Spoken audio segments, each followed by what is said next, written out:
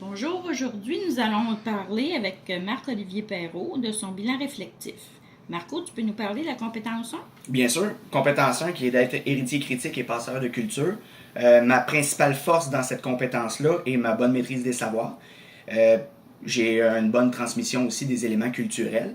Mon évolution par rapport au début de ma formation est le développement de ma connaissance du programme. J'ai appris à développer sur le programme. La compétence 2, maîtrise de la langue. Ma principale force de la maîtrise de la langue est le fait de bien m'exprimer, autant à l'oral qu'à l'écrit. Mon évolution, par contre, ça m'a permis d'évoluer à travers ma formation sur mon intonation et mon débit. Compétence 3, la planification, situation d'apprentissage. Tu nous en glisses un mot, s'il te plaît? Bien sûr, ma principale force pour cette compétence-là est que maintenant, je peux faire des planifications complètes et détaillées, chose que depuis le début du stage, j'avais plus de difficultés, c'était plus flou. Donc, j'ai appris à intégrer aussi la différenciation et la gestion de classe dans mes planifications. Qui nous amène à la compétence 4, piloter des situations d'apprentissage. Bien sûr, les deux vont de pair. Si j'ai une bonne planification, j'ai un bon pilotage, ce qui me permet justement dans mon pilotage de m'adapter avec une bonne flexibilité puis une bonne adaptation. Maintenant, depuis le début du stage, j'ai travaillé beaucoup sur la gestion de temps qui était un défi au départ. Donc, la compétence 5 d'évaluation. Compétence 5 qui reste quand même un défi.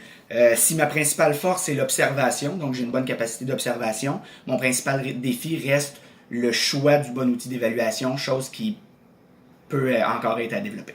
La gestion de classe et la planification 6. Oui. La compétence 6. Compétence 6, bien sûr. Ma principale force par rapport à cette compétence-là, c'est ma bienveillance. Depuis le début du stage, il a fallu que je développe beaucoup sur la cohérence de mes interventions, chose qui était difficile au début, mais de plus en plus, ça va mieux, donc j'ai une meilleure gestion de classe. Donc, la différenciation à la gestion 7. Oui, compétence 7, pas de problème, différenciation. Une de mes principales forces par rapport à ça, c'est que j'ai à cœur la réussite de tous les élèves, surtout ceux en difficulté aussi. Donc, l'évolution par rapport au début du stage, c'est que j'ai appris à faire la différenciation par rapport à différentes techniques pédagogiques. Il me reste un défi par contre à travailler. J'ai pas eu l'opportunité de travailler sur un plan d'intervention, donc par rapport à mes différents stages. Donc, ça va être à travailler. Compétence 8, technologie de l'information et communication, tu aurais une force? Hein? Oui, en fait, ma principale force dans les technologies de l'information, c'est que c'est les technologies. Je suis à l'aise avec les technologies. Depuis le début du stage, depuis le début, excusez, de ma formation, ça m'a permis de développer cette facilité-là par rapport à l'enseignement, donc d'intégrer la technologie à l'éducation. Compétence 9, collaboration parents-personnel, équipe-école. Oui, je dirais que j'ai une facilité d'approche. Donc ça, c'est une force par rapport à cette compétence-là.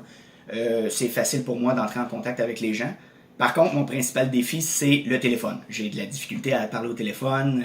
Je dirais que c'est pas quelque chose qui m'attire beaucoup. Donc, ça va être un défi à travailler parce que je vais avoir à parler beaucoup au téléphone.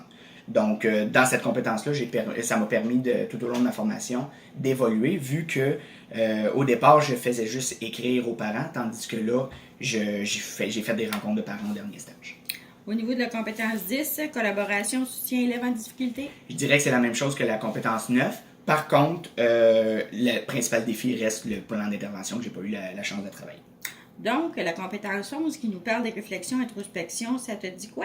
Oui, en fait, c'est une grande force chez moi parce que j'ai une facilité à m'analyser, je m'analyse constamment. Et en même temps, je réinvestis beaucoup ce que les enseignants me disent comme commentaires. Donc, c'est une force chez moi. Alors, en conclusion, avec la compétence 12, Marc-Olivier, tu peux nous parler de l'éthique maintenant? Oui, éthique, une autre grande force chez moi parce que j'ai à cœur le respect et l'éthique professionnelle. Donc, je dirais que le défi reste les connaissances éthiques et syndicales par rapport à la commission scolaire, par rapport justement aux tournures syndicales, chose que j'ai pas encore. En conclusion, par rapport à mon bilan réflexif, je pourrais dire que j'ai fait une grande évolution dans ma carrière par rapport à ma formation. Et ça reste quand même, l'enseignement reste quand même un développement qui est toujours en continu, donc je n'arrêterai jamais de me développer et d'évoluer par rapport à ma carrière. Merci beaucoup. Merci à toi, Marc-Olivier, ce fut très intéressant. Merci.